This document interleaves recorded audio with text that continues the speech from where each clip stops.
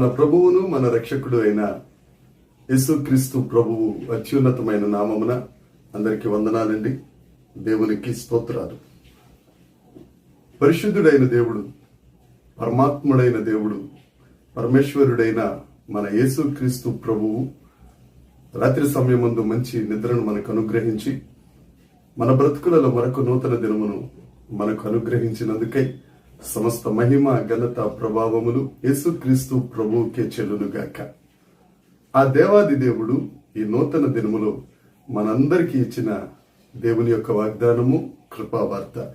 కీర్తనల గ్రంథము 145వ కీర్తన 14వ వచనం. యెహోవా పడిపోవు వారినందరినీ ఉద్ధరించువాడు, కృంగిపోయిన వారినందరినీ లేవనెత్తువాడు. దేవునికి మహిమ కలుగునుగాక, దేవునికి స్తోత్రం కలుగునుగాక. ప్రభువునందు అత్యంత ప్రియమైన దేవుని ప్రజలారా, మన దేవుడు పడిపోయిన వారినందరినీ, పడిపోవుచున్న వారినందరినీ పైకి లేవనెత్తే దేవుడు. దేవునికి స్తోత్రం. ఈ 145వ కీర్తన దావీదు గారు రాసిన కీర్తన. ఈ 145వ కీర్తన ప్రారంభంలోనే రాజువైన నా దేవ అని ప్రారంభిస్తూ అనేక గొప్ప సంగతులు, ఆదరణిచ్చే మాటలు ఈ కీర్తనలో చాలా ఉంటాయి. అందులో ఒక మాట, దేవుడు పడిపోవు వారినందరినీ లేవనెత్తువాడు, ఉద్ధరించే దేవుడు. దేవునికి స్తోత్రం. ఈ లోకం పడిపోయే వారిని పడగొడుతుంది. ఒకవేళ మనం పడిపోయినా గాని పడగొడతానే ఉంటుంది, పైకి లేవనివ్వదు. ఒకవేళ ఉద్ధరించే ఆలోచన ఎవరికైనా వచ్చినా ఇతరులు సహితం ఉద్ధరించకుండా పడిపోయిన వాడిని మరొకసారి పడగొట్టడానికే ప్రయత్నం చేస్తూ ఉంటారు.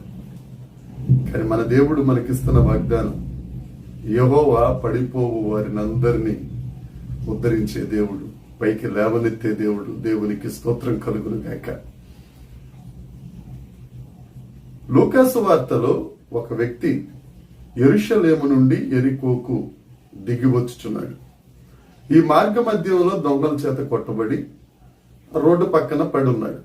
ఇక లేచే పరిస్థితి లేదు, పడిపోయాడు. అయితే అదే మార్గాన్న యాజకుడు వెళ్తున్నాడు, చూసి వెళ్ళిపోయాడు.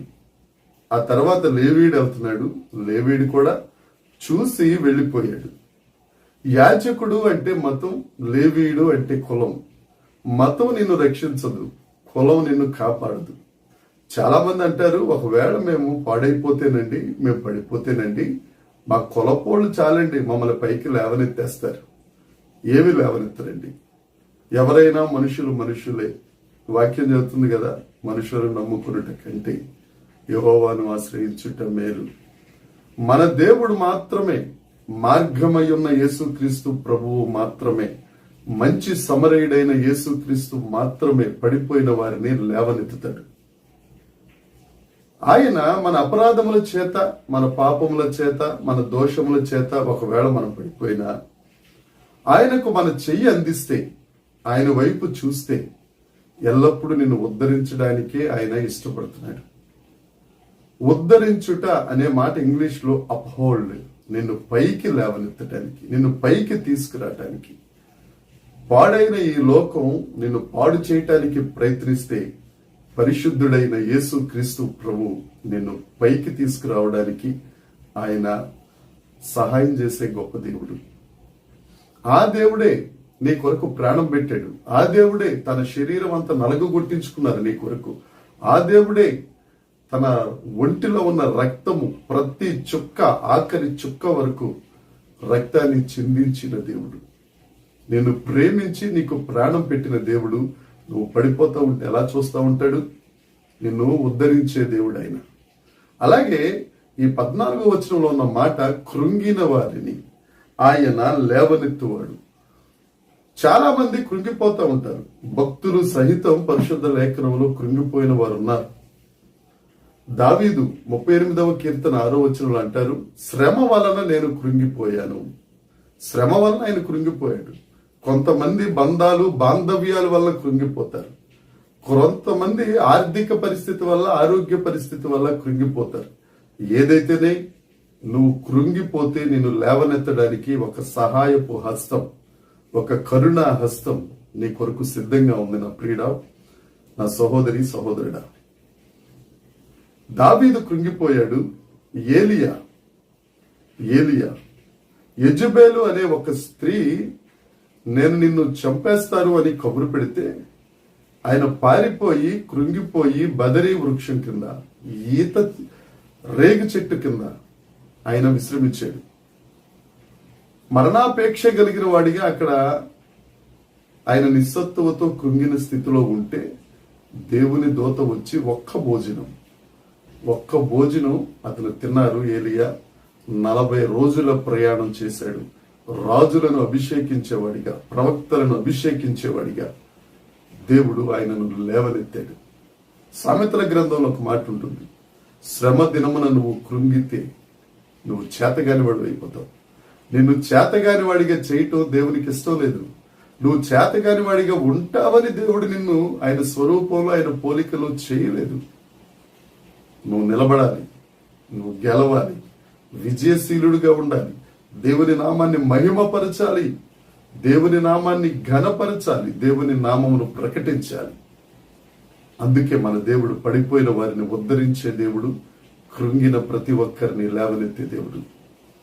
నువ్వు దేని వలన పడిపోయావో, నువ్వు ఏ విషయంలో కృంగిపోయావో నిన్ను లేవనెత్తడానికే దేవుడు ఈ మట్టి బొమ్మను ఆయన సిలువ చాటును మరుగుపరుచుకుని నీతో సూటిగా మాట్లాడుతున్నారు. యేసయ్య వైపు చూడు, ఇది నాన్న, యేసయ్యకు నీ హస్తం అందించు. ఈరోజు దేవుడు నిన్ను లేవనెత్తుతాడు, నిన్ను ఉద్ధరిస్తాడు, నిన్ను పైకి తీసుకొస్తాడు. నువ్వు కృంగిన స్థితిలో ఉండవు, కృంగిన వారిని లేవనెత్తుల స్థితిలోనికి దేవుడు నిన్ను తీసుకొస్తాడు. ఈ మాట, ఈ వాగ్దానం ప్రతి ఒక్కరి జీవితంలో నెరవేరునుగాక. కళ్ళు మూసుకో, ప్రార్థన చేసుకున్నాం. పరలోకమందున్న మా తండ్రి, పరిశుద్ధుడా, కృప కలిగిన వాడా, నీకు స్తోత్రం. పడిన వారిని ఉద్ధరించువాడా, కృంగిన వారిని లేవనెత్తు దేవుడా, నీకే మహిమ చెల్లిస్తున్నాం. ఎందరైతే ఈ మాటను విన్నారో, ఎందరైతే ఈ మాటను నమ్మారో వారందరి జీవితంలో నూతన కార్యం ఈ దినమున మీరు జరిగించుచున్నందుకై నీకు స్తోత్రాలు చెల్లిస్తున్నాం. పడిన ప్రతి ఒక్కరిని ఉద్ధరిస్తూ, కృంగిన వారిని లేవనెత్తు వాడివిగా, దేవా నిన్ను మహిమపరిచేవారిగా నీ ప్రజలను నువ్వు చేసినందుకై నిన్ను స్తుతిస్తూ, సమస్త మహిమ ఘనత ప్రభావములు మీకు ఆరోపిస్తూ యేసుక్రీస్తు నామమున ప్రార్థించడికి వేడుకొనుచున్నాము తండ్రి, ఆమేన్. దేవుని కృప మనందరికీ తోడై ఉండునుగాక. ఆమేన్, ఆమేన్, ఆమేన్.